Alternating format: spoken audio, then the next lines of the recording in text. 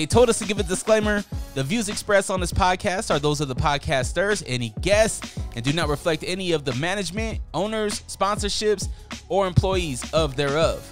Pretty much, if you're soft, don't listen to this podcast. One thing I pride myself on is just being the same and trying to look out for my folks along the way. Like, even with all these, big things happening, like, you still mad humble, and you still, like, you have enough clout now where you could easily be like, I'm not fucking with this, I'm not fucking with that. Oh yeah, motherfuckers, it's on. Unrestricted Podcast listeners, thank you so much for clicking play. Because of you, those numbers are going up, and up. And on YouTube, remember, it's free to share love. It's free to like, comment, subscribe, all that good stuff. Completely free to you. But if you want to make a monetary donation, head on over to our website, allrock.com, ALLRAWK.com. Get a shirt, get a hoodie. I might get some hats up there soon.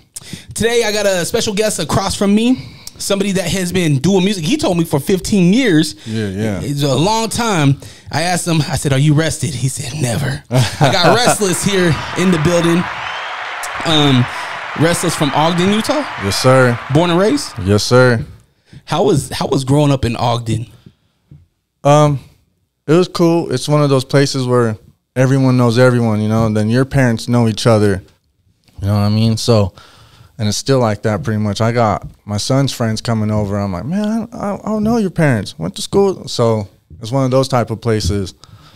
But, and you know what I mean? Everyone's pretty chill, cool. Yeah. Unless obviously start something, there'll be some. But other than that, it's been good to me. You a single household? Do you have any brothers and sisters?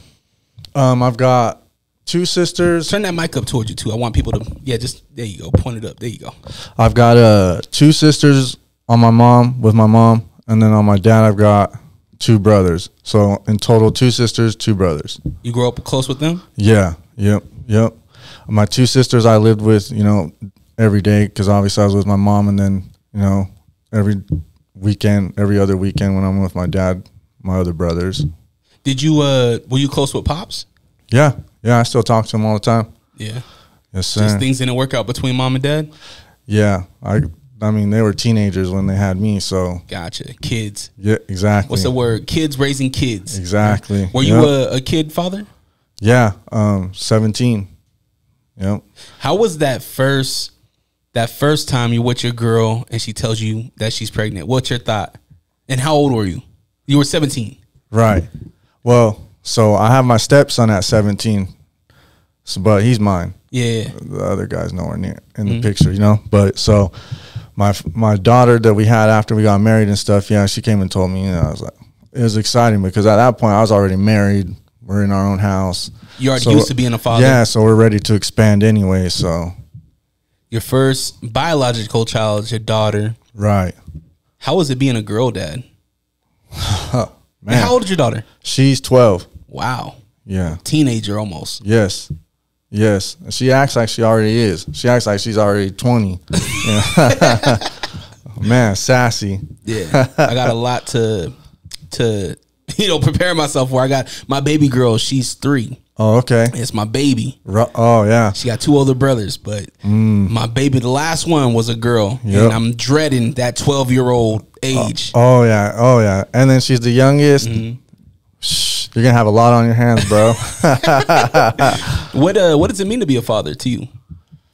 It means getting up every day, doing what I got to do to provide for them. So, I mean, that's why I'm never rested. I got to keep making sure they got it better than what I had, and then hopefully they teach them to do better for their kids than they did, Yeah. So. You graduate high school? Nah, but I did get my GED. Yeah. Did you go Ben Lomond? I went to Ben Lomond, Ogden High, and Roy High, so I kind of just jumped around. Why? Moving with my mom, moving my dad, moving out grandparents, so... You know what I mean? Just whatever situation it was, I just had to go with that or school, whatever school was. Did you like school? It was cool. I liked school until maybe like 11th grade is kind of when it was just like they're just reteaching the same stuff over and over is what I felt like anyway. So it kind of got boring, kept going, and then just eventually just kind of dropped out. I'm like, it's kind of a waste of time for right now. Then just went and got my GED. I mean, still almost counts. Yeah. Why go back if you felt like you didn't need it then? Why do you feel like you need it now? To show my kids that, you know, to work for something. It can be easy to give up, but I want to be a good example. You know what I mean? When did it hit you that you are an example? Honestly, man, probably not until I was like 22, 23 is when it didn't really like kick in. You know what I mean? Because he was still young. My oldest was still young. And then my daughter was just like... For the people listening, his son's sitting in the background. So if he says he's mentioning his son. Sorry, yeah. But, yeah, so at that time, and then obviously he's growing up. He's emulating and copying the things that he sees me doing. And that's when I'm really like, oh, wow. I got to start watching and thinking about the stuff that I do around this guy and show him different stuff, you know? And then obviously the more kids you have, because I've got 4, you know, it gets a little bit, by the time I'm on my 4th one already, you know, I mean, being a dad's kind of routine at that point. Yeah. So. Being a dad's cool, right? I love it, man. I love it. The house is never boring. It's something new every day, you know what I mean? Kids arguing or... They like to talk smack back and forth with me, so we'll do little clowning sessions and stuff like that, you know. Did they say something that really hurts? Sometimes I will. I'm like, oh, okay, all right. You're like, oh shit, all right. You're taking it there, okay? Yeah, no Fruit Loops for you. Yeah, yep, no dinner. When did you start getting tatted up? 16. Yeah. Do you remember your first? I think it was this one.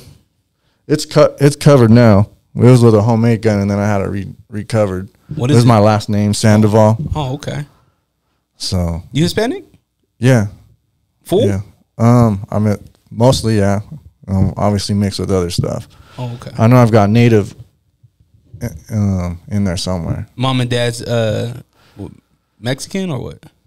Mom Mexican, dad Mexican, and some native. Oh, okay. So do you speak Spanish? Nah, I don't. That's just one thing I never picked up for some reason, man. But I regret it. My mom can speak it, you know, uncles, some of my cousins. I'm like, man, I feel left out. You know what's funny? The guest that I had on right before you, she's Hispanic. Her mom's Mexican. Her dad's, well, her mom's half Mexican. Her dad's full Mexican. And she's like, I never learned it. And me being half, I never learned it either. I don't know. That no one just ever spoke to me in Spanish. It was always in English for some reason. I did try to take Spanish though in middle school, and I was like, yeah, this is... Well, you hated school, so why would you stick around for Spanish? Yeah, it's tough too. I was like, that's a lot. But yeah, I just never learned it. You getting into any trouble when you were younger? Or were you a straight kid? Nah, I was into mischievous shit with my friends. Like most teenagers, you know what I mean? Yeah. Doing dumb stuff just out of boredom, you know? Do you keep your kids busy so they don't do dumb shit? Exactly. Yep. Try to keep them in sports, stay on them about their school and their homework, always involved in everything they're doing, you know? Yeah. Always want to just keep a good eye on that, make sure they're staying on the right track. Yeah. Listening to your music, obviously it's hip hop influence. It's a hip hop artist. Right. Do you remember your introduction to hip hop? Yeah. My dad's showing me a bunch of older stuff, you know, like NWA, Ice Cube, you know, obviously like Snoop, all that kind of stuff. Well, he started me with older stuff than that, you know, like the Gap Band, Rick James, SOS, you know what I mean? So, and then just gradually going on from there. Was music always in the house? Yes. Yeah, my mom always, and she loved Spanish music too, because obviously she can understand it, so she'd be playing that, and I'm like, man, I don't understand a thing. Yeah.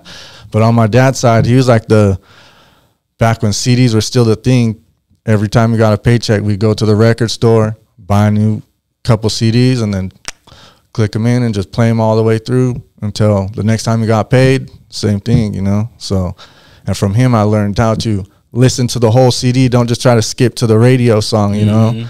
And that's when I've learned, man, there's a lot better songs on the CD than what they have on the radio. Yeah, there's the top main single, but the B-side joints is where you get the real. Right. Yeah. You know? And that's true for a lot of early artists too. You know, back when we were getting double disc. Yeah. You can't play a full double disc on the radio, or I mean, at the time it was a radio. Now it's streaming everywhere. Yeah. So it's yeah, I definitely understand that. So at what point were you like, hey, let me try this music stuff out? It was like 7th grade. So I've been recording music for 15 years, but like I was 13, went to my cousin's house. He was, writing in a notepad. Man, what you doing? Writing poetry? Yeah. No, I'm writing the verse to this beat. And I'm like, oh, okay, let's check it out. And then, shoot, let me give that a shot. And then just from there, kind of just gradually learned to love how to write music. But I never thought I'd ever start recording. So that was kind of interesting. But then they got all the digital stuff coming out. It's a lot easier for people to get their hands on stuff. So how old are you? 34. Okay. So you start making music 15 years ago in Ogden City. Mm-hmm. Who's popping during that time in Ogden that you know of? 801 Intentions, Shadow Vibe, FCU, and then just a couple other dudes, but mostly what I heard was mostly Shadow Vibe and 801 Intentions, Ozone Camp, I guess too. Yeah. He was always around Intentions during that time. It was like, it almost felt like it was synonymous. I always see them on shows together. Were you heavily involved in Ogden music during that time? Were you going to shows and? No, not at that time. No, not till I started recording and making the music. I wasn't really like involved with anything, Mm-hmm. I just kind of would just write in my notepad and just keep it to myself. Whatever happened to 801 Intentions? They're still doing their thing. I know they got something ready to drop here pretty soon, but I know everyone kind of gets busy and stuff, what I mean? But I couldn't really tell you the full answer. Yeah. But they're still around. I talk to ALG once in a while. So you make music. Are you doing it yourself? Is this kind of just like in your basement type of thing? Yeah, a room down in my basement, my own home studio. So then I record it, mix it, and then lately I was mastering it, but I found someone who was way better at doing that than me. So I've been just sending it off to my homie Lorenzo, he was formerly of Shadow Vibe, but yeah, so he does all my mastering for me at the end, polish it up, make it sound a little better. How often do you drop music? I try to drop a single a month at least, just trying to stay consistent. You know what I mean? Because if you don't stay consistent, then start slowing down, numbers start falling. So is one a month? Is that enough? Are you happy with one a month? I'm not. If I could, I'd be putting them out all the time. But being a dad, everything else.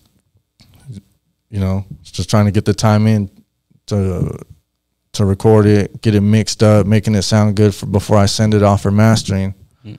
So, do you being a musician, do you feel like it's important to get out and let your voice be heard and your face be seen? Yeah. Oh yeah, of course.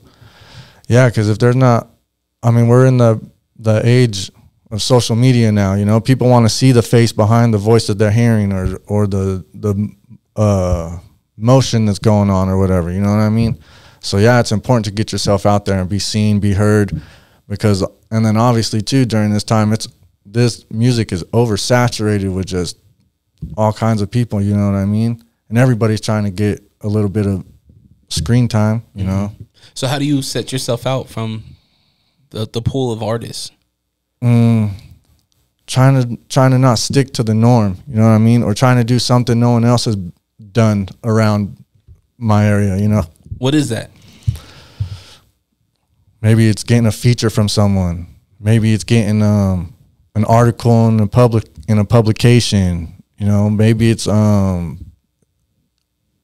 many other different type of accomplishments, you know what I mean?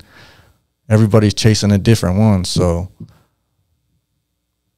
What are some of the features that you've been on, or have gotten? I've done some like Mr. Fab, Big Omeezy from Sick With It, which he's from from Cali, but he went to Ogden High and graduated from there, if I remember right. Oh, wow. So I didn't know that. Yeah, so that was pretty cool. It's kind of a little inspiring to see someone like that come from where I'm from, get under E40, you know what I mean? Everyone loves E40, you know what I mean? I've got some with Yo Gotti, exclusive verse with Yo Gotti, and I got that one like right before Down in the DM dropped. So I was lucky to come upon that. Dude hit me up by the name of Fat Pat. It's like, yo, I got this exclusive verse, Yo Gotti. I got it for you, you know, for the low, blah, blah, blah. Got all the paperwork together, everything signed, sent it over. I had Gino from 801 Intentions make the beat for me, and then put that thing together. How did it do? It did well. Yeah. It did well. It's got like almost 500,000 on Spotify, and then it hit the iTunes charts in the UK, number 17 it peaked at. Wow. So, hey, congrats. Yeah, thank you. I got that one hanging in my wall right there. Hell yeah. That's dope, man. Does that make you want to chase another one like that? Oh, yeah, all the time. Just a feeling of that accomplishment makes you hungrier for more. You know what I mean? That's why I'm surprised when you say you only drop once a month. I'm like, dog, if you have that momentum and you're getting these spins and listens, right? When they go to your Spotify and they see, oh, this dude's only dropping once a month, it's like, right? Fuck, like, what do we do? Right. But you know what I mean? It's kind of like you don't want to feed them too much, you know? Then they're gonna get full. They're not gonna want no more. Oh, I've heard enough. I've heard enough of this. So you want to kind of keep them on the leash, you know what I mean? And then when you drop a song, you want to have money to put behind it too, you know? You don't want to just blindly throw it out and just hope and wish that it's going to do something, you know what I mean? That usually never works out. Yeah.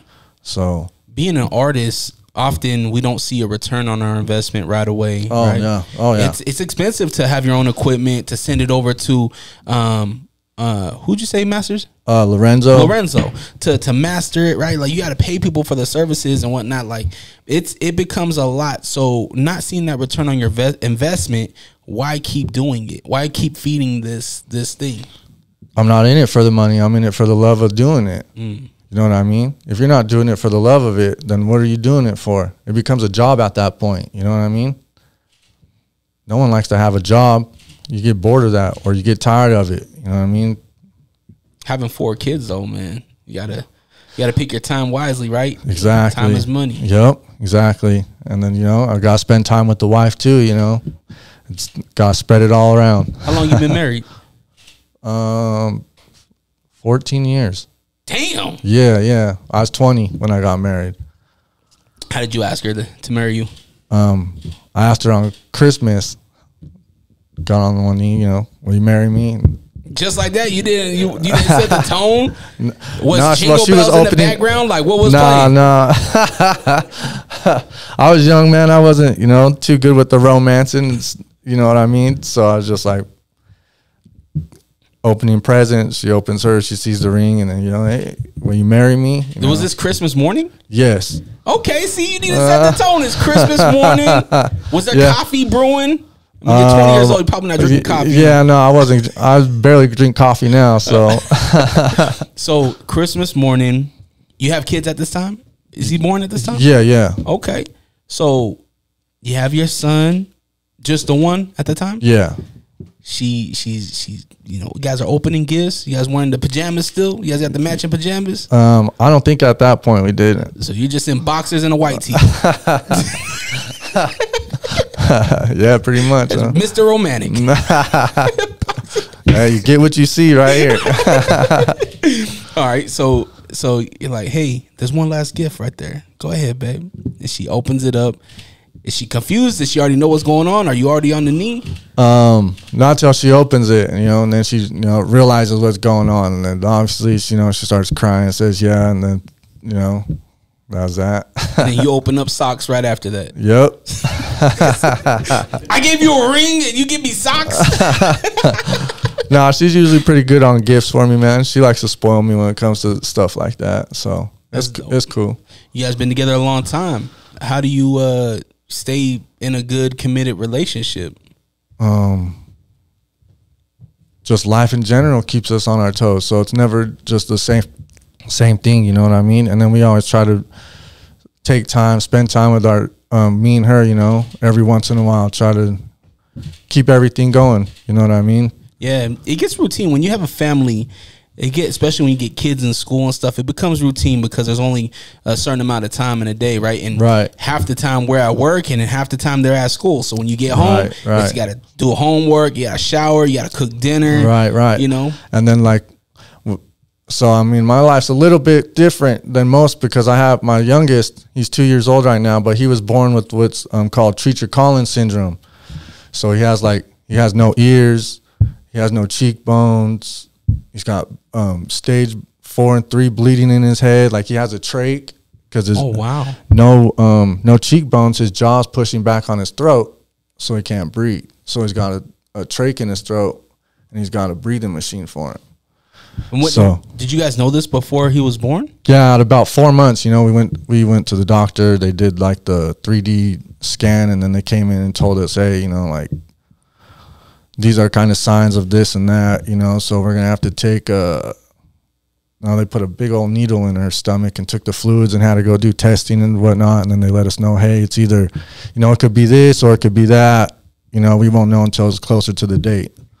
So, but they warned us, that they'll most likely have to do all that type of stuff, put the trach in his neck, all that other stuff, what we're going to have to do, when he was born, he's only 2 pounds, 5 ounces. Oh my gosh. And he's born 5 weeks early. What's his name? Odysseus. Yeah. What made you come up with Odysseus? Well, all my kids' names are Greek.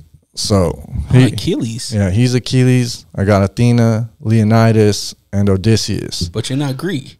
No. I just love Greek mythology, you know what I mean? So that right here, there's my tattoos of, all 4 of their names in Greek.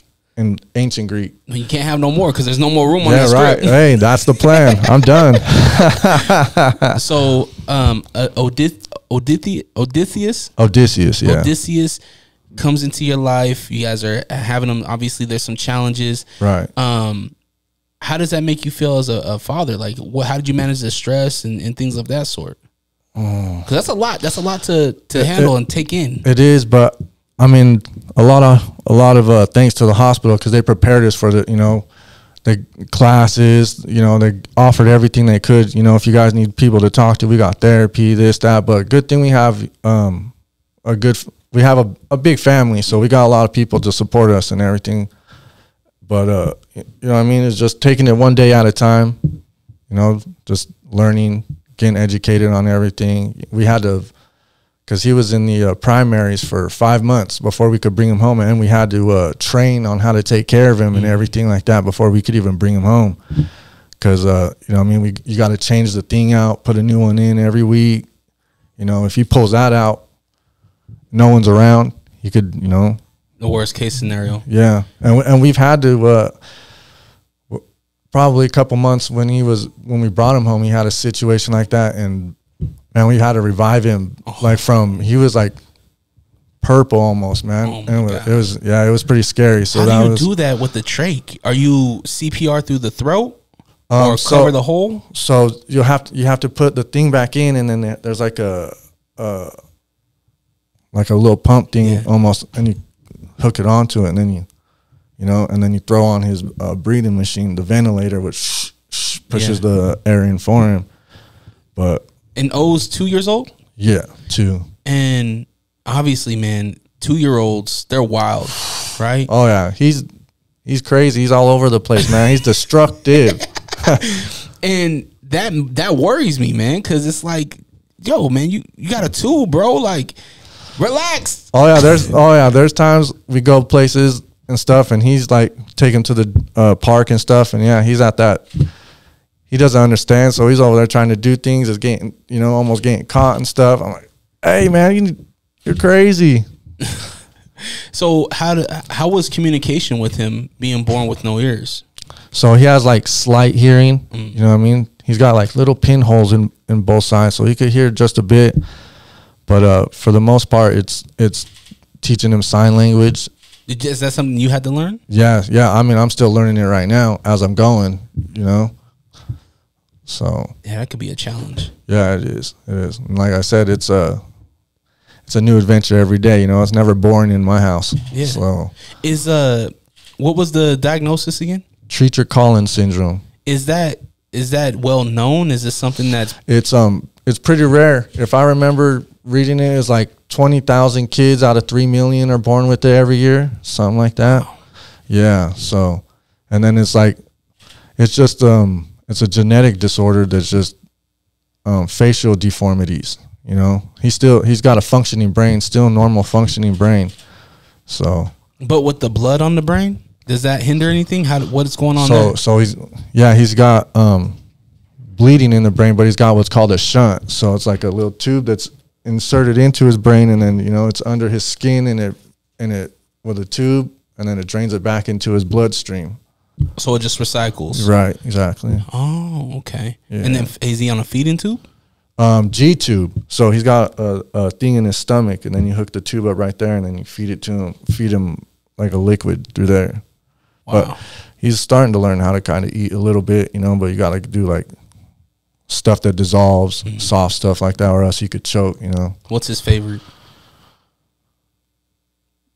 Does he do like Cheetos? Yeah, he likes Cheetos. He likes he likes all kinds of, because we give him like what's that stuff called? I mean, it's like yogurt. Gotcha. My kids used to love the yogurt puffs at too. Oh yeah, he likes those. Yeah, he likes those, but he likes beef jerky because he can just just suck on it or whatever, get the flavor. He loves beef jerky. You gotta love beef jerky, right? Like, shit, that's the shit. Exactly.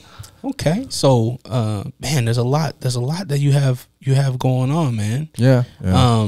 Do you talk about it in your music? Is that a release for you? I haven't yet. I've got stuff written, but I'm just waiting for maybe to put that out. I'm gonna do probably more like a serious project or something like that, not like as a single or something like that. When I probably put something fully together when I'm ready. Are you solo? Do you work with anybody other than Lorenzo? Most of the part I'm solo. Yeah, I do everything on my own. It's just hard to get, work with other people's schedule and everything like that, because they're doing this, I'm doing that. It's kind of hard to get on the same page. You know what I mean? Mm-hmm. Is there artists that you want to work with? I think I've worked with a lot of them already, but maybe, a couple people I want to work with, like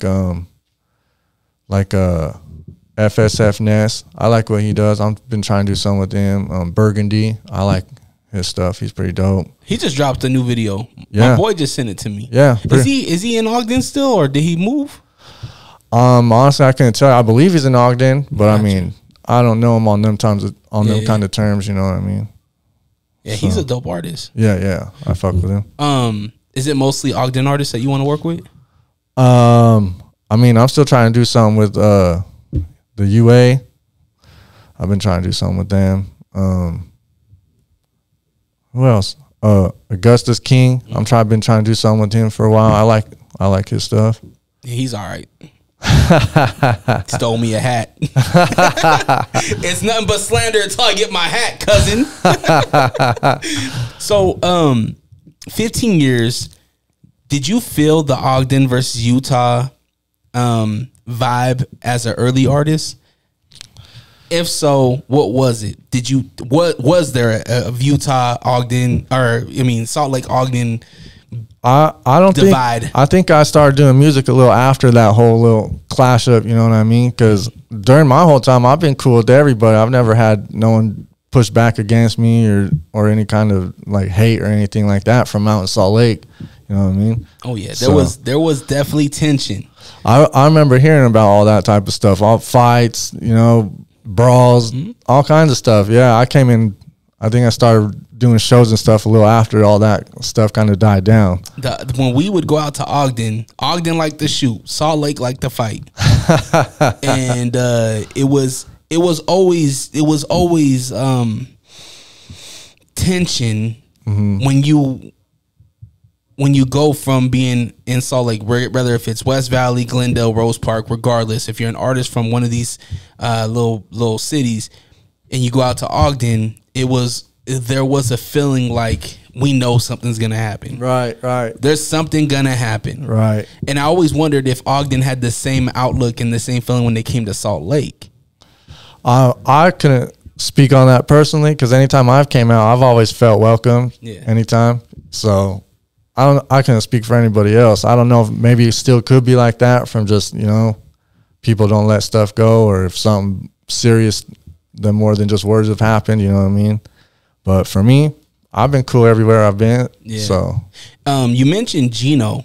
Gino was that guy. If you needed a beat, he had a full catalog. The dude just sleeps and eats making beats. Yeah. I didn't know he was still around. Are you still working with him? I haven't for a little bit. I've been trying to expand out, work with different type of producers and stuff like that, get different sounds and you know what I mean, all that. But yeah, I know he's still at it. I don't think he'll stop, you know. You ever make your own beats? Yeah, when I first started, I was doing everything, dude. Everything, trying to make the beat, recording, mixing, mastering. You know, I pressed up my own I made the CD covers, went to Walmart, printed them out on the papers, cut them hand by hand with scissors, inserted them in, went and slanged them, got my own shows, did everything myself, man. But then that stuff starts kind of getting overwhelming, you know what I mean? Trying to do all of it. Yeah. It's a lot at one time. Absolutely. So are you still doing shows now? I haven't been. I did one. The last one I did was October. It's someplace out in Layton. But other than that, I haven't, because I can't do bars right now. I'm on probation. So for what? What'd you get in trouble for? Gun charge. See, I told y'all I didn't like to shoot. So restricted person with a weapon. You were already a felon? No, there was trees in the car. Allegedly. I've got my card, so so I'm good. But because I don't know, some weird rule, they took my blood, had marijuana in my system, so that automatically made me a restricted person with a firearm. It's like being drunk with having a weapon, you know. So and that's gonna be in your bloodstream even if for like 30 days, 60 days, you know what I mean? So you could have not even smoked, and they could randomly get you and have your pistol on you. Oh, you're restricted. So hopefully something changes about that, because that's kind of whack. That's a checkmate move, because you can't literally take your medicine, regardless on your outlook on marijuana. Your medicine, it's been categorized as a medicine. Yeah, exactly. You can't take your medicine, be sober, not even taking it that day, right? But still be legally carrying your firearm. Yep. But because you have it in your blood system, yep, they can charge you. Yep. That's exactly what happened. What does a judge say? Did you get a lawyer? Yeah, I got a lawyer. Are you fighting this? I went to court. Everything's all settled, everything like that. I've been on probation like over a year already. But, I mean, the judge was like, she didn't even want to put me on no AP&P, but I guess because it was a third-degree felony, it was mandatory. She's just trying to give me, like, court probation, check in once a month, to stay out of trouble type of stuff. So how much time were you facing? It was a 0 to 5, I think. Jeez. So you got lucky considering. 36 months probation, so hopefully 18 months it'll be I can put in for early release. I mean, I've done everything that I've had to do, been caught up on all my fines, did all my classes, so I should be good. Hopefully, June, July, I should be off and ready to get back to hitting the shows all over again. Yeah, man, that could slow you down. Yeah, it has. Especially shows getting invited out of state. I can't leave. I've had a lot of those opportunities. I think this is a learning lesson for a lot of people too. Yeah, exactly. It sucks. Obviously, that's a broken system. Yeah. Right? Yeah. Because it doesn't make no sense, but at the same time, it's like unfortunately, we live in a system where you have to play by the system. Yep. Got to go by the land of the laws. Yeah. So. What did Restlezz want to be when he was growing up? Football player. Did you play football? Yeah. I played basketball a lot too. I was just always active. Always wanted to be outside doing stuff, you know. Are you still playing now? Do you ever go to catch a pickup game? Yeah, I like family, with my wife's family, because she's got a bunch of brothers and we got a bunch of nephews and all nieces and stuff. So we run birthday parties, holiday gathering. We always running games up. But basketball, football. You're not at the rec every Sunday? No. With the old men? No. Be feeling sore the next day, can't even walk. Did you what stopped you from following that path of wanting to run the streets, not taking school serious, you know? So I was too worried about what was going on outside instead of worrying about what I should be doing. So was there ever a gang influence? Oh yeah, of course. When you're hanging out with people like that, obviously you're going to be influenced by anyone you're hanging around with, you know what I mean? So, I mean, I never got jumped in any type of gang or nothing like that, but obviously I hung around them and all that. But then, like 18, 19, I kind of figured, you know, you start seeing people going to jail, people getting shot, stabbed. I was just kind of like, yeah, I'm probably good on all that. Yeah, it's not a way of life, bro. No. I mean, for some it is, but it's not for me. Yeah, I like freedom. I don't like that anxious feeling either. Always wondering, you know, looking behind you, or you know, I mean, like, I don't like that. You know what though? I realized really quick that it really doesn't matter if you're in the streets or not. You probably should be aware, because I was at an event and it was a case of mistaken identity, and I got pressed until one of my bigger homies came over and he was like, that's not even him, you know. And this was before social media, right? You know, this is before all that. So it's like, even though you are who you are, there is that, you know, mistaken identity where you could be caught up into some stuff. Always. You could just be hanging out with the wrong group of people and someone will come hit you up, you know. I'm like, hey, I just know these guys, you know. Yeah, it happens a lot, you know what I mean? It's happened to me quite a lot. People hit me up. I'm like, I don't pay, man. It's the tattoos. These are my kids.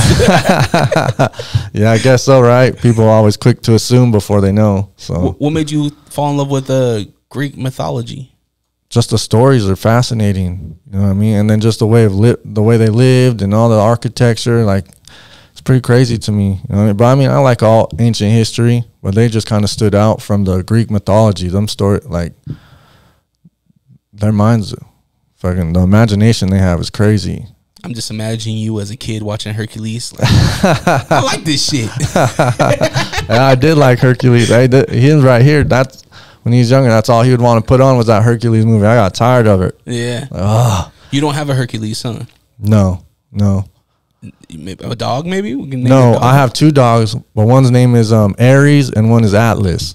Oh, see, how do you not use Hercules? There's a Zeus. Where's the Zeus? Who's the Zeus? My little sister has a dog named Zeus. Oh, okay. She named her Corgi Zeus. There you go. Have you been out to Greece yet? No, I haven't, but that's definitely on the bucket list. You gotta wait. What? 16 months? Yeah. Yep. Would that be a you and wifey trip, or are you gonna load up the whole family? I'd love to take the whole family, you know what I mean? Show them what the origins of their names come from, you know? So, like, it looks beautiful. Have you been there? I've never been, but I've seen photos. Yeah. It looks dope. I'd love to go there, you know what I mean? Especially on some of those like the cities on the coast. That looks dope, man. Yeah, beautiful. Athens. Yeah. It does. I would also like to go out to Ireland. The rich history of the Irish. Yeah, that'd be pretty cool too, man. See all the old castles and stuff like that. Yep, in Scotland. And, you know, see how much the Irish fought, you know. Yeah, I mean, they were always constantly going at it with somebody. Well, they had to, right? They tried to get colonized. Like, they had to fight. Right. You know, it's the same thing with the Mexican, South American people versus the Spaniards. Yeah. You know, that rich culture of, we're not going to lie down. We're going to fight. Yeah. You know? Well, yeah, you can't just lay down. You know what I mean? You always got to fight. Got to go down fighting, then get in on your knees and begging, you know? There's a time and place, though, too, right? Yeah. Actually, this is the hard thing about being a father, is that we want our kids to protect themselves, but there's a right way and a wrong way, too. Yeah, definitely. Yeah, that's one thing I always tell my kids. Don't ever go out there looking for trouble. If it comes your way and you can handle it a different way and get it to die down, that's probably the best way. But, I mean, if that's the last goal, is you have to put your hands on someone because they put their hands on you, then all be it. You do what you got to do to protect yourselves, because it's either you or them at the end of the day. You know what I mean? But just don't go looking for it. As long as you ain't out there looking for it, you're good most of the time. You know, Yeah. you might have some bumps in the road. There's always some arrogant asshole out there. It's true. But you have to also realize that there's always somebody bigger, stronger, tougher, smarter too. Yeah. Oh yeah, definitely. Oh yeah. You can't walk around like you're bulletproof. Yeah. 'Cause someone will come and shut that down real quick. Were you ever into video games? Oh yeah. Ooh. Yeah. Madden, NBA 2K. Like I can't do the shooter games. Gives me motion sickness. All that. Yeah. I'm watching my kids play that Fortnite and their sensitivity. They're I'm like, oh man, Too much, man. Yeah, you guys. You said bulletproof and it reminded me of the 50 Cent game. Oh yeah, Remember that's that? Yep, I do remember that. That was hard. Yeah, I like that game. And Def Jam Vendetta. Oh yeah. That was my I shit. don't know why they don't bring it back. Dude. Think about how big it would be right now. There'd be numerous people to choose from, dude. You could go so many ways with that game. Yeah, that'd be sick to bring it back. Yeah, and open it up to other record labels outside of Def Jam, and you know you can create a whole fucking, a whole story mode On everybody. Yeah, Dude, that'd be crazy. I'd be Sexy Red. Ski. I was always Redman though. Redman? Redman, or it was Redman, Method Man, or Yeah, I used to fight with Snoop as well, Snoop, yep. I liked Method Man and Snoop. Yep. and Noriega. Noriega was cool. I wasn't that good with him, but I liked Method Man. Snoop though, mostly because his karate style. Yeah. That was always easier. So dropping music once a month. We're approaching April. Do we have anything set, ready to go? Yeah. I've got I haven't dropped nothing this year so far because I've just been trying to build up the catalog in hopes of trying to drop more often in the second half of the year. Oh man, I hate it when artists do that. Drop that shit, create it and drop it. Right. What happens if you fall off the face of the earth tomorrow? Well, I mean, I'm constantly always on social media. You know what I mean? I'm trying to plug myself, get in, trying to network. I'm always trying to stay involved in stuff, even if I'm not dropping music. He was a violator of not introducing himself in the DMs. Yeah, I was. But that's because, like I said, man, people like to get straight to business sometimes. Who? No. A lot of people. Some people are grown and they want to be introduced. Hey, so like people, I'll do that kind of approach, and people, I get ignored. It's because you haven't dropped nothing. They look at your page and they're like, you're not even working. I did drop some on December. January, February, March. That's 3 months ago. Right. That's but a whole other year. I've had some articles they'll drop, like This Is 50, that dropped in February. What's that have to do with music? Hey, it's promoting the song. The old music. The one that just dropped on iTunes, that learned the game in December, number 54, iTunes. Okay. And what now? Now I got to keep that going. I got to, like I said, How man. many of these people are reading? I don't know. You post pictures, though, they see it. Pictures worth 1,000 words. So as long as they see it, you know what I mean? If you look at your stats, It's true. you can see the people who look. They might not like it, but they're looking. Oh, yeah. They look. But where's the music? It's still all over the place, man. Oh, man. See? Drop music, bro. I'm going That's to, one of my man. biggest gripes is that I have artists that say, I work in the lab. Oh, I got a catalog. I got 50 songs ready to go. Right. Well, fucking put them out then. Well, usually I'm just the one, I record it, mix it, do all that, and then I just drop it. I'm never one to really hold on to music. So you don't have a catalog. No, not waiting. I probably got like 3 songs in the chamber. Restlezz. But that's because I don't like to sit on stuff. I want to get it out. What I need you to do is drop a 5-song EP and call it Rested. So we know that there's been something. That's going to be a lie right there. Rested. No, man, I hope that you drop more music soon, because I'm going to. as a consumer, and even as an MC, like, how are you gonna get better unless you keep putting it out and keep growing and figuring out how to, use your voice this way or that way and try a new flow, Right. And that's where coming in, taking people's critique, listening to people's advice. I'm always on my phone writing in bars, filling in bars when I'm just sitting maybe at the doctor's office with my son, pull out my phone, start writing something. At a basketball game, halftime, I'm writing something, Whenever I get a chance, I'm always keeping my brain going. One exercise I always like to do is just in the shower, walking, whatever. I'm just like to freestyle stuff just to, keep my sword sharp. That way when I do go in, I can put in the best of my ability onto the song I'm about to drop. Have you ever thought about battling? Is that something that you would be No, interested in? because I'm not top tier freestyling. You know, I know It's not half the. freestyling. I was gonna say I know most of the part is writing it. Yeah.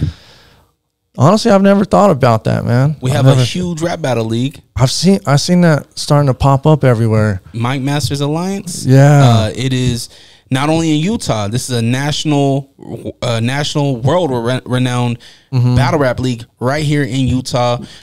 We have a battle next weekend that is the battlers on this it's incredible.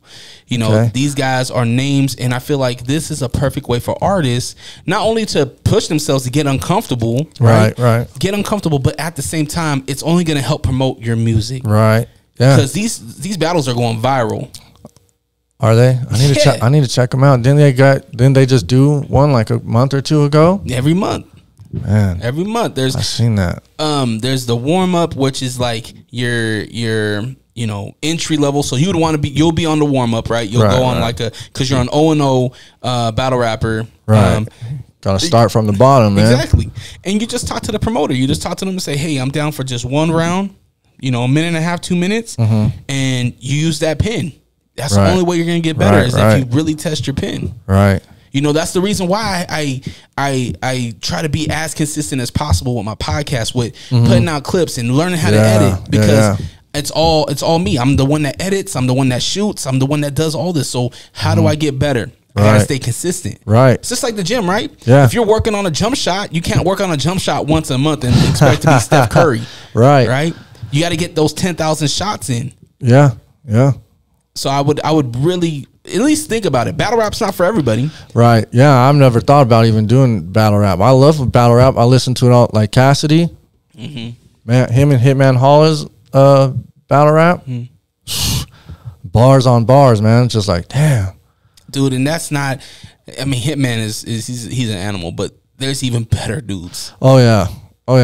I can't even remember some of their names, but listening to them, because just throwing the headphones, go on the channel. Oh, let me check some of this out. So I always wanting to check something out new, and you're just like, damn. There's a guy, I think he's from Ogden. His name's Spades. He's a rookie. He's going into his sophomore year now. Okay, but he had a great rookie year. Rookie of the year, man. He's nice, and he's from New York, and I think he lives in Ogden now. But even like somebody like him that's never done it before, tries it, enjoys it, learns from it, win, lose or draw, still comes back, still shows up. Right, and you get an experience out of it. There's a respect thing there. People, if you want people to know your name, you got to be out. Right, exactly. Got to show up. Got to be there. Got to be in the crowd. Got to be up there with the people, shaking hands and kissing babies. Yeah, so think about it. Yeah, that's definitely something I'm gonna think about, man, because I've never even thought about being involved in anything like that, because I'm just so more focused on just making. No, you're not. The music. Your last song was in December. You're not out here thinking about music. Hey, I'm thinking about it, man. I might not be dropping, but I'm thinking. So, what is your thoughts on? Are you tapped into the local scene? Are you tapped? Yeah, I'm always listening to what's coming out. I'm always trying to show some love. I always want to see what everybody's doing. You know what I mean? So, how do you feel like we're doing? You see the talent that's out there. You see what's shaking and moving in the cities. What's your thoughts on it? I think Utah's getting somewhere finally. I think people are starting to pay attention, because the whole stigma is, you got rappers in Utah, Mormon, It's like, man, whether Mormon or not, that doesn't stop someone from knowing how to rap a 16. You know what I mean? And there's people that got skills, real skills, Hell yeah. And I'm like, damn. And people are starting to get recognized and get some notice. Like you said, now you guys got the Battle League, world renowned. It's bringing attention here. I think and then you got like bigger artists coming to Utah for like the Park City or Sundance Festival and all that type of stuff. You know what I mean? NBA, didn't he just move here? Yeah. I think he said he's selling his house or something like that. But, he's been living here for the last like 3 or 4 years or something like that. Kanye came out here, recorded some part of his album in Park City. You know what I mean? So I think Utah's starting to get some notice. Yeah, man. That's why I'm encouraging you to get out more. Yeah, I'm gonna take that encouragement. What do you want out of this whole thing? I know you said you're not in it for the money, but what is it that Restlezz would want with this musical career? Just to be respected for the music I make, man. I want people to enjoy it at the end of the day too. I just want to set my name in stone somewhere. So how do we do that? More music. Mm-hmm. More music. And being out. Yeah. Oh yeah, I'm always trying to, whether I'm, I'm always trying to be out everywhere. Yeah. So that's one thing. There's a lot of dads out there too. Aside from your story as musician and whatnot, you brought your son. Like that means more to me as a father. It's like, because my son's the same way. If my son was awake this morning, he would have been in the studio right here. He's 10 years old. He loves it. He loves the podcast. Hey. We're a WWE family. We love wrestling. I love wrestling. And so we every SmackDown, we're watch Friday night. Monday, we watch Raw on Tuesdays because it's late, Yeah. But hopefully that changes with Netflix. There you go. Yeah. So, but that's where it's like a lot of guys in our community, in the hip hop community, are fathers, and we have this common bond of being fathers, right? And wanting the best for our kids. Yeah. Now, granted, we have this great thing that we do with the pen and with the pad, with the mic, but at the end of the day, we're all fathers. Yeah. And that means so much. So there's a lot more that you can touch base on with our community than just rap. Right. Yeah. Well, before I got this gun charge, I was out coaching Little League, football and basketball. So, does that change with this charge? Can you do that? Yeah, because I have a felon on my record. I can't do coaching. They do a background check for like junior jazz or for because I was doing flag football, coaching flag football for them too. Can't have a felony on your record. So that kind of fucked me. That's tough. And even the judge was like, I see that you're doing community work, working with kids and doing stuff like that. I condone you for that. That's pretty awesome, But the felony messes that all up for me until I can get it off. Because when I get off probation, part of the agreement was that my felony would be dropped to a misdemeanor. Then I can get back into coaching. Okay. So we have a few months, a little over a year left. Yeah. A probation. Yeah. And then after that, you can jump back into coaching. Yep. Well, that's good. Yeah. Which is something I enjoy because I like working with the kids, teaching them, and stuff. And then obviously my son's going to be on the team, my 10-year-old. Well, he's going to be 10 in July. He's 9 right now. But he just got done with junior jazz for the season. And, man. How was that being in the stands? It sucked. I wanted to be up there like, hey, you could do this. Let's do this. Because the coach he had was like a first-time coach because they were looking for coaches. Yeah. Obviously, they're just picking anybody, whoever was available. So that kind of sucked, man. I really wanted to be out there on the sideline. Yeah. Helping them out. Are you one of those dads that really like, hey, like, nah, you got to go out there and shoot some baskets. Go work on that crossover. Yeah. Well, always. We were just at the park a couple of days ago. Took my daughter and my son, because we all like to play basketball, the whole family. So take them out there trying to teach how to do a crossover, how to dribble with your left hand, how to do a layup and not just run up and chuck the ball out the backboard, you know?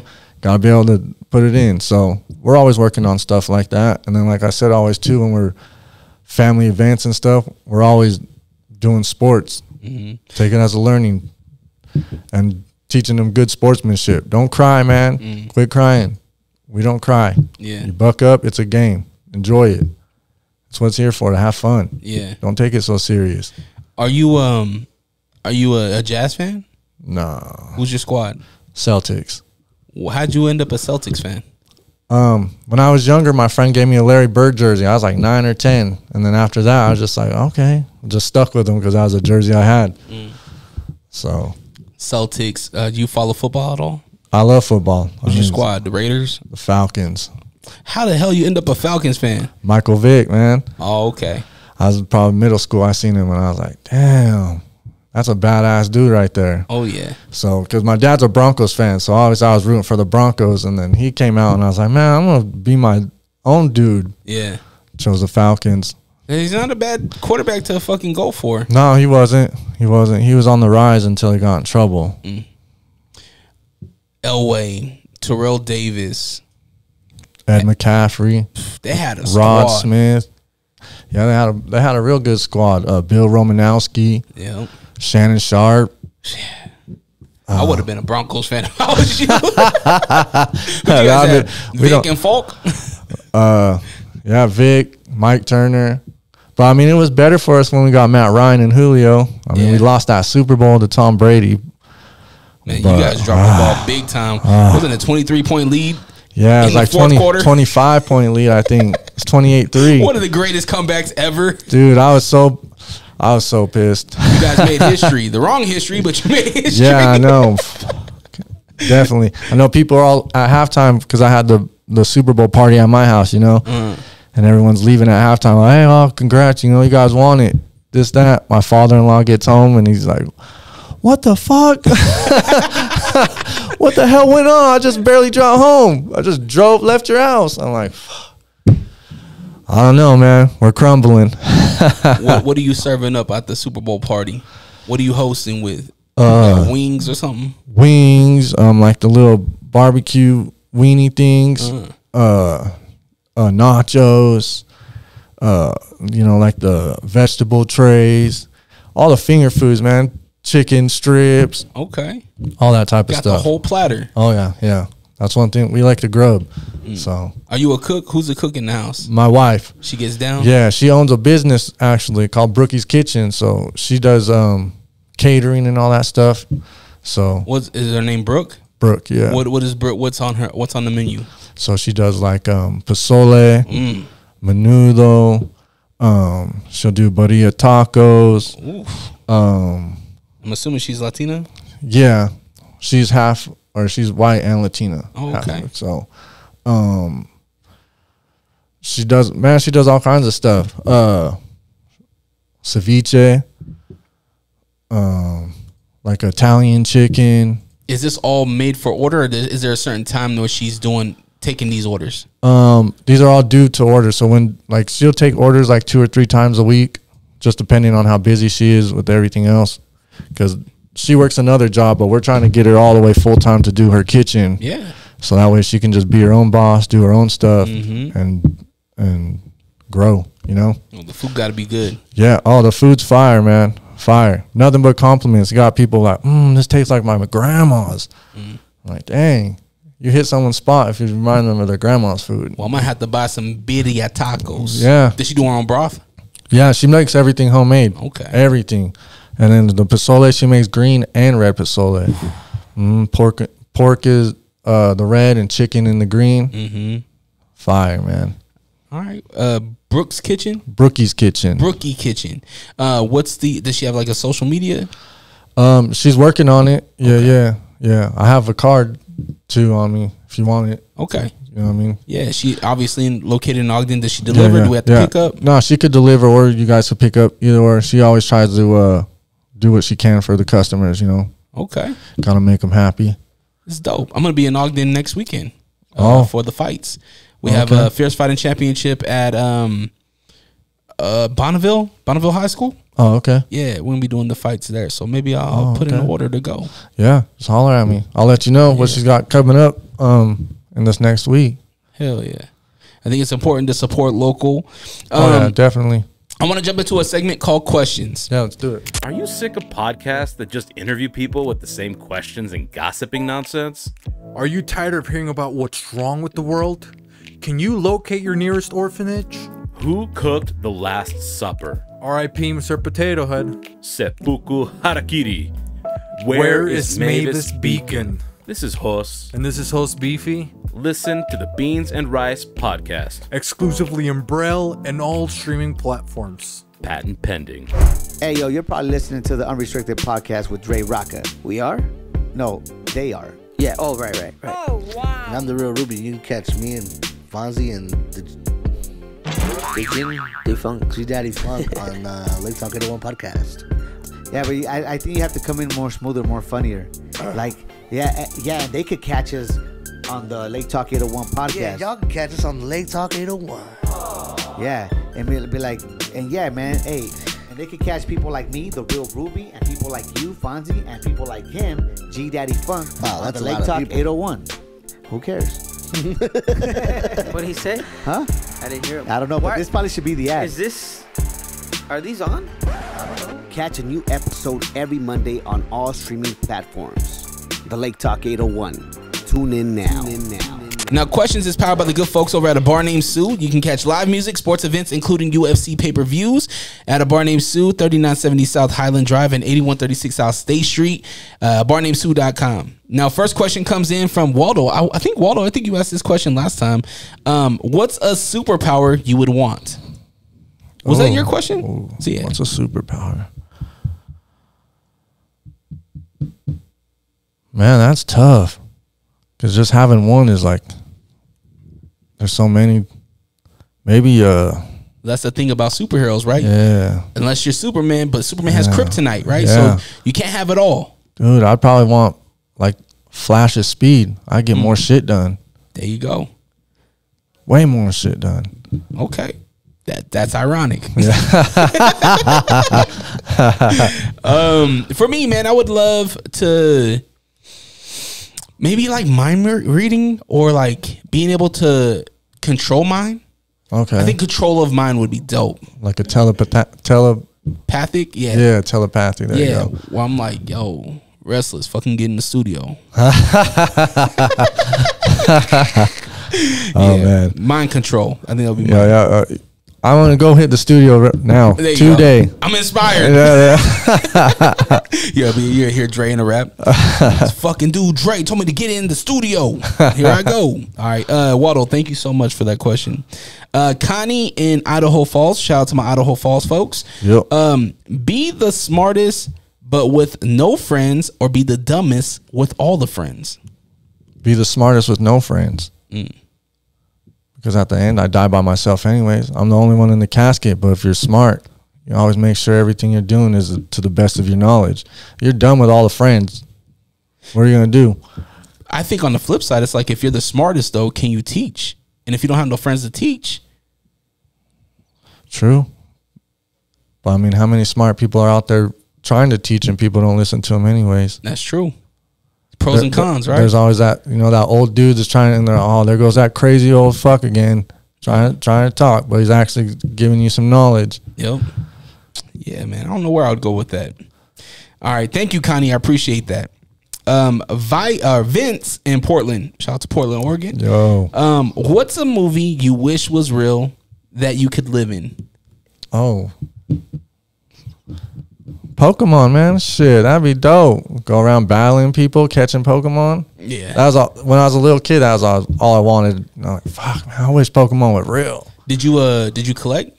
Oh yeah. Did you play or just collect? I played and collected. Yeah. I like to do all the battling and all that stuff now. You have all your cards? Nah, I gave those away a long time ago. Wish I never did, man. Never. I had this conversation with my wife this week actually because she was going through clothes and. My oldest son, he's outgrown a lot of his wrestling T-shirts. Right. And they're nice, man. They're not. I mean, as you know, your kids are growing like fucking like constantly. Yeah. So she was like, "Should I throw them away?" I was like, "No, like hold on to them. We'll store them somewhere." But I wish I would have had all of my wrestling stuff when I was younger. Right. All my Pokemon cards, all my sports cards. All my marbles and pogs, right. Even down to video games. Like I had a Game Boy that wasn't mine, but I had a Game Boy and I wish I would have kept it, like that vintage shit. Yeah. I know that. I think back, I'm like, I gave all that stuff away.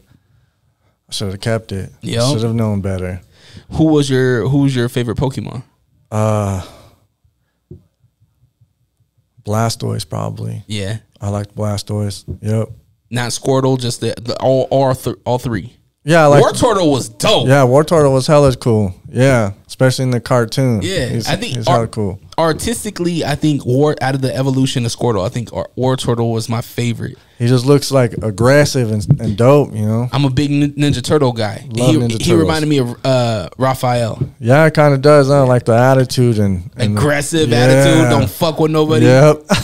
Versus Squirtle, who was shy. You know, he's always just chill back. Yeah. Unless it was the Squirtle Squad. Yeah.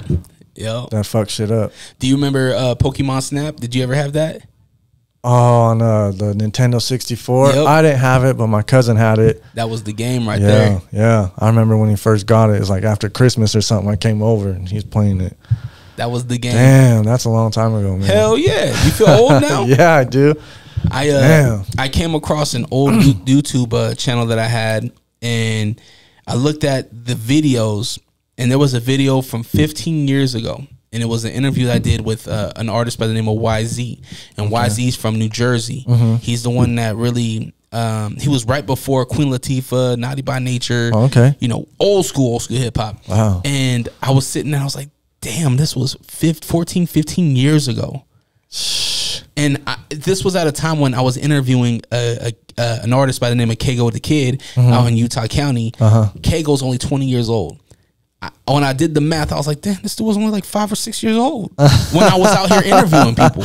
That's crazy. Insane. Yeah. I was like, damn, I'm old. Right? Old, man. Right? That's how I feel when my son brings his friends. I'm like, yeah, I know your parents, man. Fuck. Yep. That's a long time ago. Yeah, now you see today's kids doing what you were doing 15 years ago. Right. And then you're thinking like, wow, I was doing that at that age? Yep. Wow. Because when you're that age doing stuff, you don't even think about what you're doing, you know? You're just doing it. You're just having fun. Yeah. Exactly. Restlezz, man, I really appreciate you coming through to the podcast. Yeah, anytime. I appreciate you and your time. Yeah. We miss anything you want to talk about? No, just I'm gonna be in the studio. You heard it here. I'm gonna have you in my head pushing me to get my ass in the studio. Pause. Pause. Yeah. Today at the time of this recording, it is March 16th. You're on the clock. If not, I'm gonna slander you. All right. I'm gonna clip this and I'm gonna slander you. All right. I'm ready. What's the social media? Where can we follow your music and things like that? Social media, Instagram, TikTok, Restlezz Grind. Restlezz with 2 Z's. Grind. Blue check marks on all my pages. Not paid for either. I want to say how much that costs. Nah. TikTok, you can't even pay for that. You paid. Nope. No, yeah, you did. You use the articles that I'm in, man. You gotta give them links. No, you paid. Links. All of them that didn't get paid got repoed, and you didn't get repoed, so you paid. Nope. All legacy, man. You look under my Instagram, under my picture, it says Restlezz Da Tyrant. Not my government name. None of that. That's one tip to show you that somebody's paying for their shit. What? Under their picture, if it says their government name and they have the blue check mark, they're meta paying for that. How much? So what did you pay for? Nothing. Views, comments, likes? I don't pay for nothing. It's all me pushing in work. Restlezz. Networking. Networking. I'm telling you. How many times do you pay for a comment? I don't pay for comments. A like. I don't pay for likes. Dude, I've worked with people, networking. Like I said, just got to be out there. How many followers do you pay for? I didn't pay for any followers. Restlezz, stop it. Bro. I'm telling you. Instagram. How many followers you got on Instagram? I think like 19K. God, Restlezz, how many of those did you pay for? Didn't pay for any. Restlezz. I can tell you there's probably a lots of bots that follow you, like random. I hate that, right? Random profiles. Like, it's all white porn. It's all like, it's like these juicy titties. I'm like, damn, you're like, I know you're some dude from like India or something. Yeah, like on my stories, I'm checking who's liking, and then there's just some random. Restlezz, you got 19,900 followers with 14 posts. Yeah, that's called promotion. I had like 80. I had like 80 posts on there. You have 14 posts. Chop them down. You have 14 posts, bro. Yeah. I do like the one where you're holding the plaques. That's dope. I like that. And when you're opening the plaque. Yeah, it's dope. That's dope. Yeah. Oh, is that the Boston jersey you have hanging up? Is that the one that your friend gave you? No. My wife bought me that for Christmas a couple years ago. That's a Bill Russell signed Boston jersey. You have a lovely front room. Is that the front room? Yeah. The little sectional? Yep. Thank you. Thank you. The couch looks very comfortable. It is very comfortable. My wife picked that one out. So, Restlezz, you did pay for followers. I didn't. Stop playing. I promise you. Promise you. Achilles, did he pay for followers? Ask this guy. When Look at him. He smiled. He's like, yeah, Dad, I got the receipt. Hey, when I got my Instagram, I had to apply with links to all my articles, right? And then that's how you get it. And then if they approve of it, because it can't be promotional, they don't want you using promotional content. They want actual written articles about you to be in there. Got to give them 4 links. Bam, push it in, and then hopefully they accept you. Have you ever thought? I had to apply for it probably like 4 or 5 times before they finally accepted me. Okay. Have you ever thought about not necessarily managing artists, but helping artists with the things that you didn't know? Yeah, I try all the time, bro. I'm always trying to give game to people, trying to give advice, trying to teach them stuff that I wish someone would have taught me when I was starting out. But for some reason, people think they got to do it on their own. They don't want help. They don't want to, you know what I mean? They're like afraid to give credit to someone else for something that they do or anything like that. You know what I mean? Yeah, I hear you. That's the thing. Which I'm always willing to give credit to anybody for anything, because it takes a team. It takes more than just one person to get somewhere. Yeah. You're not going to be able to do it by yourself. I promise you. You can get so far, but I do believe that you can. But to take it to that next level, you need someone doing this for you. You need someone working on that. Like I said, when I was mixing, mastering, making the CD covers, making the beats, I've realized I got to start outsourcing. You say you love to give credit where credit's due. Do you want to shout out the company that you bought views from? No views. Hey, but there's a guy named Jake Strain. Swaggertown Records. He's helped me out a lot. He's the one who's teaching me how to get verified. Oh, okay. So you paid for his services and he went and bought the followers. No, because he gave me a distribution deal, like a single distribution deal. And then he's just been cool enough to show me love, and I ask him questions, and he's like, hey, this is it. This is how you do this. Go look this way. This is how, I can get you plugged in with this type of beat maker. I can get you plugged in with this company. I can get you on this magazine. I have paid to be in some magazines. Yeah, of course. Right? Yeah. But sometimes too, they hit me up. Hey, we'd like to have you back on again. We've seen this, blah, blah. So don't get it wrong. People got to understand. Sometimes you got to pay to play on some type of things like that. Advertising, right? That's something that's secret. And for some reason, people think that's like cheating or something like that. When you pay for promotional or advertisement, trying to get your stuff in front of people, they're like, "Oh, that's cheating or this or that." I'm like, dude, you're not gonna be able to just go on your YouTube, post a song, and just hope it blows up. It's not gonna work. Yeah, the algorithm game is so messed up, and TikTok is so messed up, and that might be going away. I know, that's crazy. Yeah, because I don't see that company selling off their company. Why do they need getting bullied by America? I wonder I wonder if we can get around it though with a VPN. I'm pretty sure you could. I guarantee you could. So that's where it's like, but I don't know. But what are going to be the consequences if you use it? Yeah, you know what I mean. What are the consequences if you get caught using it? If it gets banned? Shit, man, a felony. That's crazy, man. That's crazy that they just passed that bill like that. You know what I mean? When we got other more important stuff to worry about. Yeah, I think Flint still has dirty ass water. Yeah, yeah. There's still kids out here not being able to have shelter or eat. Exactly. In our community, and I get it. The world is fucked up, man. All the world has its issues. But I'm a believer in we need to fix what's going on home first. I believe that too. Home first. We're so worried about everybody else, and I get it. I don't want people to take that and interpret that any other way than I understand that there should be humanitarian work. Definitely help people overseas, but at the same time, we need efforts here. You got to help yourself before you start helping other people, right? Yeah. You got to be able to help those people, be in the position to help. Yeah. There's nothing wrong with helping. Absolutely. But why? What's the point of helping if you're not helping what's going on in your own backyard? What'd you do for Black History Month? Nothing really. Oh, it did there. Thank you again, brother, for coming on the show. What's the social media one more time? Restlezz Grind with 2 Z's. Restlezz with 2 Z's. So, Grind. Normal spelling word. Yep, Grind. Grind. Yep, that's across all platforms. And wifey's business. Brookie's Kitchen. Pozole, birria tacos. Yeah, all kinds of Mexican dishes. Boom. And then if you want anything else and you request it, she could probably make it. She got the flan or what? Yeah, I'm sure she can make flan. I don't think she has, but I'm guaranteed she can make some fire. All right, some tres leches or something. Yeah, I love tres leches. All right, make sure you go onto the website, allrock.com, ALLRAWK. Go buy a hoodie, go buy a shirt. If you're a broke boy, don't worry, you can share for free.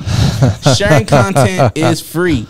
Go on to at DreRocka, DRERAWKA. Share a post, share the Instagram, share the YouTubes, leave a comment. Because we do real comments and real follows. Yeah, over here too. I don't know what this guy's pressing me on that.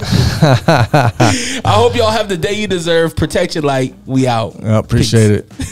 Oh, yeah, get up on that mic. Restless. Oh, this is nice. Are you rested? What's that? Am I rested? Your name's Restless, but are you rested? Never, man. You never rested? No. You do your taxes?